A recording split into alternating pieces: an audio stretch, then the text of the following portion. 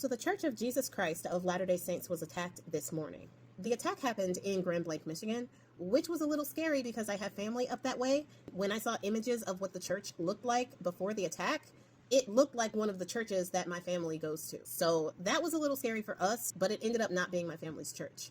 However, the people in the church were not so lucky. 2 people were unalived and 8 people, some reports say 9 people, including children, were injured in the attack. The suspect drove his GMC truck into the building and then opened fire on the congregation that was there. He then is believed to have set fire to the church, and the blazes could be seen from really far away from the church once it actually got started. The officers responded quickly and got into an exchange with the suspect. They ended up unaliving the suspect, but they still don't know what was the motivation for the attack. So right now they are getting a warrant, or have gotten a warrant, to check his home that is not too far away from where the attack happened, to see if they can get a little bit more insight. What they do know is that the suspect was indeed a veteran.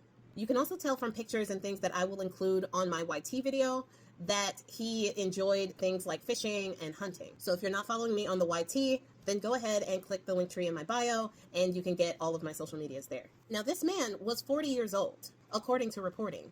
And other than some of those pictures about what his hobbies were and the fact that he had 2 American flags attached to the back of the truck he used to drive into the church, we don't know very much else about what his motives could be. But the FBI has pledged 100 people to this case, and the Grand Blanc police chief has provided a number for people to call if they are looking for family members in the area. This number is 248-705-7352.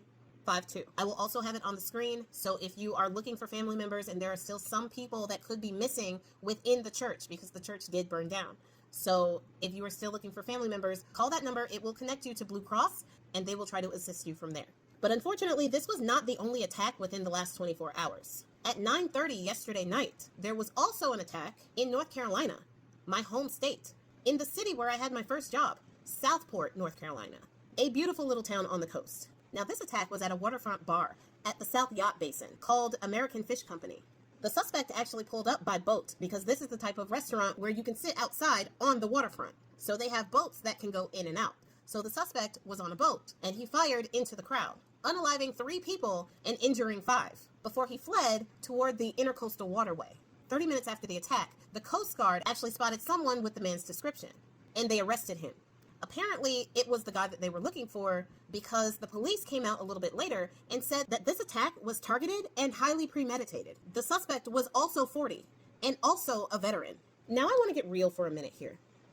Both of the people in these attacks in the last 24 hours were 40-year-old veterans. They were not black. They were not trans. They were not immigrants. They weren't anything that has been used to fearmonger people into hating other people that do not look or behave like them. These people who have done these attacks fit into the same mold as other people who have done similar attacks. The only difference are the fact that they are older at 40, both of them 40 years old, and both of them are veterans. The one in North Carolina said that he suffers from PTSD, which is post-traumatic stress disorder. One of the first acts of business in this administration was to take away the health care of veterans. People on the right pretend so much to care about life, and they pretend to care about safety. They pretend like they feel unsafe in this country because of the people darker than them who are in it. They don't feel safe around black people, around trans people, around immigrants. Yet, time and time and time again, the people who are proving to be the most unsafe to be around are within their demographic. If you want to make the mental health argument, make it. But then also pass legislation that does something to help people with mental health issues.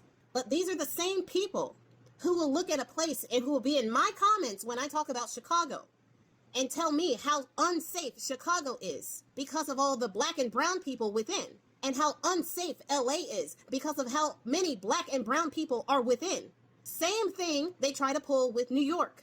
And they want you to think that it is black and brown culture that is creating this unsafe environment, when we have seen time and time again that it is the pew-pew culture of the right who have caused the most unalivings of children in their classrooms and of people in the pews. There is something about your culture that needs to have an introspective look.